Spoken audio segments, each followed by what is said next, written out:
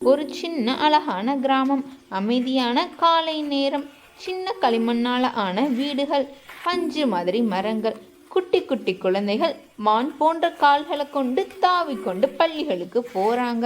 பள்ளியில அங்கிருந்த ஆசிரியர் கரும் பலகையில அ அப்படின்ற எழுத்தை எழுதுறாங்க. அப்படின்ற எழுத்தை ஆசிரியர் எழுதிட்டு எல்லா எழுத்துக்களுக்கும் தான் முதல் எழுத்து அப்படின்றத சொல்றாங்க.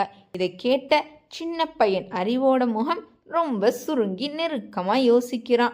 யோசிச்சு கொண்டே தன்னுடைய வீடு திரும்புறான்.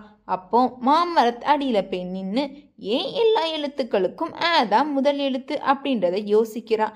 அந்த சின்ன பையன் குழப்பத்தோட இருக்கிறத பார்த்த ஞானி வந்து அந்த சின்ன பையன்கிட்ட கேட்குறாங்க, ஏன் என்ன தம்பி யோசிக்கிற அப்படின்னு. அதுக்கு பள்ளிக்கூடத்துல நடந்ததை அறிவு சொல்றான்.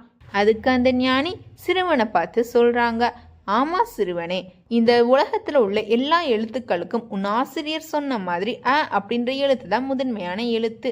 அதே மாதிரி இந்த உலகத்துல இருக்க எல்லா உயிரினங்களுக்கும் ஆதிபகவன் என்ற கடவுளே முதன்மையான கடவுள் அப்படின்னு சொல்றாங்க.